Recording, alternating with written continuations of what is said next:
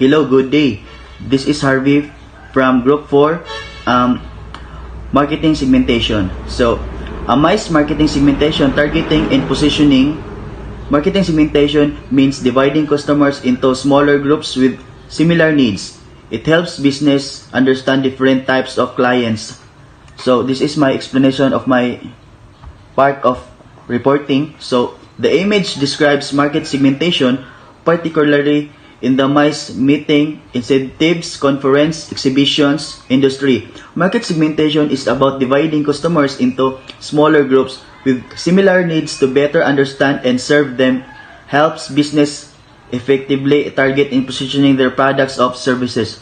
So, kung sa Bisaya pa, this is my own idea for my report. If kung tayo na mo'y business like coffee shop, siyempre mag-divided mo para magtidabangay, para kung tayo na ay isa delivery boy o ang isa tig-prepare sa inyong coffee or products sa inyong food, o ang isa cashier, and ang isa tig-clean sa inyong ang staff tig-clean sa inyong store. So dapat magtidabangay mo as a group for the business, dapat divided mo ba ana. Thank you. So, good day everyone. I am Therese Doble and I will be discussing targeting. So, targeting refers to a business, a strategic process of identifying and selecting specific groups of customers. As stated in the presentation, si targeting involves sa pagpili sa specific groups rather than trying to appeal all possible buyers, which is gina-allow niya ang business, like for example, tailoring products, services, messaging, and other resources para ma-meet nila ang ilahang needs, preferences, and characteristics sa kana nga group. So, additionally, business selects the market segment or the most profitable because of their goals and capabilities, kay para makakonsentrate sila sa well-defined segment, and usapod nga para maka-optimize sa efficiency sa ilahang company, maka-build og strong relationship sa customers, and maka-gain pod og competitive sa marketplace. Positioning is all about how you want your products to be perceived in the minds of your customers. It's like creating a unique spot for your brand in the market so people know exactly what you stand and what makes you different. So think of it like this: you're not just selling a product, you're selling an experience, a feeling, or solutions to a problem. So, murag mo ni mong posisyon na mamutanad daw sa customer, who are you? Ay, murag mo bitaw imong think daw sa tao kung magan ka, who are you? Maragin ko who are you? What do you? Sa imong murag pan ani nga product. Siyempre, mamili ka good jeans. Kung hindi mo nasa location, di ba? O one makes you unique. Business highlight their strength to attract client. So, maghatag og mga ubang example na ma-showcase. Business can showcase their strength in various ways. Una, emphasize what CEO of emphasize nimo kung unsa bitaw imo nakita daw sa mga competitors ta nimo. Kadua ay the second, share case studies, testimonial, or award or imong i-disformate bitaw ang imong skills. Tulo, highly benefits, instead of just mas magsulat ra ka sa kuan, mas maayo man ang i-explain ka nimo ang product ang product. So mas masabtan nila or mas ma-improve bitaw ni yung kuan na kung para asa bitaw jud na siya. Or ang last dayon kay sampo mag storytelling daw ka na. Kuan imong gan imong story daw sa imong brand nga nang nabuo ni siya unya insay imong value, mission, to connect emotionally with clients. I am Mylan C. Manringba. Basic marketing mix theory for mice industry. The marketing mix refers to the strategies business used to promote services. First is product, the goods of services being offered to customers. Second is price. This is the amount consumers pay for the product or services. Pricing strategies involve considering production costs, competitor pricing, and perceived value, and customer willingness to pay. It can also include discount, payment terms, and credit offerings. Third is place. This refers to how and where the product or service is made available to customers. It involves distribution channels such as retailers, stores, online platforms, wholesalers, or direct sales. The goal is to make the product easily accessible to the target audience. Number 4, promotion. This encompasses all the activities used to communicate the product's values to the target market and persuade them to purchase it. This includes advertising, public relations, sales, promotion, personal selling, and digital marketing efforts. First, let's talk about product. In the mice industry, product refers to a services and experience offered to the client for events. These include meeting venues, conference facilities, event management services, and catering and accommodation. For example, a hotel or a convention center may provide a larger meeting rooms, modern equipment for conference, professional event planners, and food services for the guests. All of these services form the product of the company offered to customers. Next is price. Price refers to a cost of the services offered in the mice industry. This includes the payment for the renting the venues, event management services, catering, and other facilities. The price should be competitive and reasonable so that the client will choose their services over others. Businesses must be balanced the price with the quality of the services to attract customer while still making a profit. So, in summary, product focus on the services and experience provided for meetings, conference, and events, while the price focus on how much the customer pay for those services. Thank you. Good day, everyone. Today, I will discuss the place and marketing.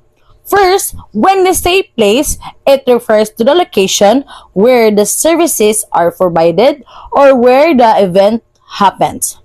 So, in MICE marketing, place is very important because it affects the accessibility, comfort, and experience of the participants.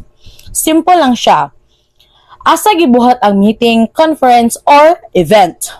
So, the place should be easy to reach, comfortable, and suitable for the type of event. Importante pod nga naa siya'y good facilities to participants can have a good experience. So, for example, A company can hold a conference in a hotel function hall, a convention center, or a resort. So, for instance, if there is a business meeting, pwede siya buhaton sa hotel meeting room. If it's a large conference, mas better if sa convention center siya para mas dako ang space. So, in short, place is the location where the event or service is conducted. Next is promotion. So, next is promotion. Promotion refers the advertising and marketing activities used to inform and attract customers. In a simple word, promotion is how company tells people about their event or services. And it is important because promotion help increase awareness and encourage people to attend or join the event. So, companies use different ways to promote their events so that the more people will know about it. So, for example, promotion can be done through social media posts, online advertisement. Third, email invitations. Fourth, posters and tarpaulins. Fifth, word of mouth. For example, if there is an upcoming conference, the organizers may post the event on Facebook or Instagram to attract participants. So, they can also send mails or invitation to companies or professionals who might be interested. So, overall, promotion helps spread information about the event and encourage people to participate. That's all. Thank you. So hello everyone, good morning. My part this morning is all about to discuss consumer or buying behavior models. So consumer buying behavior refers to how customers decide to purchase our product or services. So in simple words is kanang it explains the process kung unsaon sa mga customers pag-decide kung unsang ilang paliton. So there are different factors affecting their decisions. So first is budgeting. So budget means the amount of money that a customer is willing or able to spend. So kung gamay lang ang budget sa customer is di ba na possible nga mangita sila og mga mas barato nga option. So next is second is location. Customer is usually is ga prefer sila nga places nga duol og convenient para sa ilaha. So kung layo ang lugar is tay possible nga dili sila ma-choose anang service or venue. The third one is the quality of facilities. So ga-refer siya to how good the place, equipment, or service are, kung limpyo ba siya or comfortable o well-maintained ang facilities. So, di ba, mas gana ng customer mo avail sa service if ina ang situation. So, another factor is the reputation of the venue. So, reputation means the image or credibility sa business. Kung may reputation sa place, di ba, mas masaligan sa mga customers. So, lastly is our customer reviews. So, these are feedback or comments from previous customers. So, important ni siya because many people nga kanang ga-base sila sa mga reviews before sila mag-decide kung mupalit ba sila ang product or dili. So, sa consumer buying kuan is ka-understand siya sa consumer buying behavior is important because maka-help siya sa business improve ilang services tas masatisfy pod ang mga customer needs. So kung sa ito ang masabtan, di ba, ang business is ang behavior sa customers. Di ba, mas maka-provide sila of better experience o better services. So, muna siya ang consumer buying behavior or modeling. So, that's all everyone, my part. So, good day everyone. I am Megan Lucinera and my topic for today is all about the marketing channel. So, marketing channel are the different platform or ways that businesses use to promote or sell their products or services to customers. So, these channels help businesses to connect with their target audience and make their services more visible. So, Here are some examples of marketing channels in the mice industry includes the official website. So as official website where companies share information about their services. And the second one is a social media platform. So this is which help promote events and reach more people online.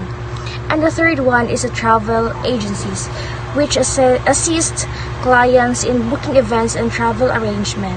And the fourth is the event organizers. So this one is the one who help plan and manage event. And for the last one is the email marketing, which is used to send updates, promotion, and invitation directly to potential clients. So in overall, marketing channels are important because they help businesses to reach more potential clients and also to promote their services effectively. And the last one is to increase opportunities for events and partnerships. Thank you. Good day everyone, this is Shara Makalam, and for my part, I will be discussing the marketing plan formulation in the mice industry. Marketing plan formulation is the process of creating strategies to promote services in the mice industry. In simple terms, it is how businesses plan ways to attract clients and promote their services for meetings, conferences, exhibitions, and incentive events. In the mice industry, marketing is very important because it helps hotels, event organizer, and convention center reach potential clients and encourage them to hold their events and their venue. Now, there are several steps involved in creating a marketing plan. The first step is identifying the target market. The target market refers to the specific group of customers that the business wants to attract. In the mice industry, this could include companies, organizations, corporate groups, or institutions that need venues for meetings, conferences, or exhibitions. By identifying the target market, businesses can better understand the needs and preferences of their clients. The second step is setting marketing goals. Marketing goals are the objectives that the business want to achieve through their marketing efforts. For example, a hotel may want to increase the number of conference bookings or attract more corporate clients or to promote their venue as a popular location for businesses' events. The third step is developing marketing strategies. Marketing strategies are the methods that businesses use to promote their services. This may include online advertising, partnership with travel agencies, social media promotion, and offering special packages for meetings or conferences. So these strategies help businesses reach more potential clients. The fourth step is implementing promotional activities. This is where the marketing strategies are put into action. Businesses may promote their services through advertisement, brochures, social media campaigns, or participation in trade shows and tourism events. So these promotional activities help the organization create awareness and it can attract more clients. And the final step is evaluating the results. After implementing the marketing plan, businesses need to check if their strategies were successful. They can evaluate the results by looking at the number of events booked, customer feedback, and overall business growth. So, if the results are not effective, the company can adjust their strategies to improve their marketing plan. To conclude, marketing plan formulation is important in the mice industry because it helps businesses effectively promote their services, attract clients, and successfully organize business events. And that is the end of my report. Thank you. Conclusion: the mice industry plays an important role in the business tourism.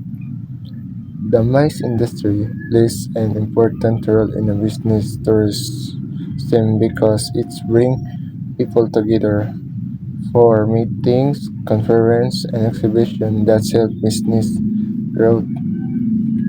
Next, Marketing strategies help promote meetings, conference, and exhibition.